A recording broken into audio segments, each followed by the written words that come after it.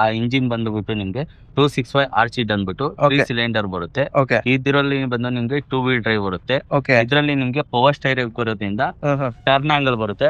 Turn angle ಬರೋದ್ರಿಂದ ಏನಾಗುತ್ತೆ ಅಂದ್ರೆ ನೀವು 6 ಅಡಿ 7 ಅಡಿ 7 ಇಂದ 8 ಅಡಿ 8 ರಿಂದ 9 ಅಡಿ ಓಕೆ ಈ ದಾಯದಲ್ಲಿ ಅಡಿಕೆ ತೋಟಕ್ಕೆ ಹೊಡಿತೀನಿ ಅಂದ್ರೆ ಓಕೆ ಆರಾಮಾಗಿ ಈಸಿ ಪರ್ಪಸ್ ಇದೆ. ಓಕೆ ಇದಕ್ ಬಂದ್ಬಿಟ್ಟು ನೀವು 36 ರೋಟಾವೇಟರ್ ಬ್ಲೇಡ್ ಹಾಕೋದು. ಓಕೆ ಆಮೇಲೆ ಇದಕ್ಕೆ ನಿಮ್ಗೆ 5 ಕೂಡ ಯೂಸ್ ಮಾಡ್ಕೋಬಹುದು.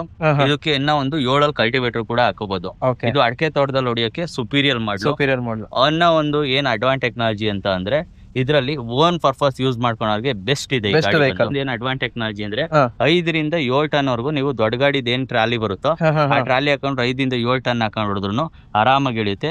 5 ನೀವು 475 MS XP ಪ್ಲಸ್ ಏನು ಕೆಪಾಸಿಟಿ ಲೋಡಿಂಗ್ 5 9 ಕಲ್ಟಿವೇಟರ್ ಹಾಕಿರೋ ಓಕೆ ಈ ಇಂಪ್ಲಿಮೆಂಟ್ ನ ಆರಾಮಾಗಿ ಯೂಸ್ ಮಾಡುತ್ತೆ. ಓಕೆ ಅಡ್ವಾನ್ಸ್ ಟೆಕ್ನಾಲಜಿ ಬಂದ್ಬಿಟ್ಟು ಓಕೆ ಇದ್ರಲ್ಲಿ ನೀವು ಅಡಿಕೆ ತೋಟ ಯೂಸ್ ಮಾಡ್ಕೊಳ್ಳೋದಕ್ಕೂ ಅಡಿಕೆ ತೋಟ ಇದಕ್ಕೆ ಹಾ. ಕಮರ್ಷಿಯಲ್ ಗೊಬ್ಬರ ಮಣ್ಣು ಹೊಡ್ಕೊಳ್ಳೋದಕ್ಕೆ ತೋಟದೊಡಿಗೆ ಹೋಗಕ್ಕೆ ಇದು ಬಂದು ನಿಮ್ಗೆ ಟೈರ್ ಸೈಜ್ ಬಂದು 12 ಇರುತ್ತೆ.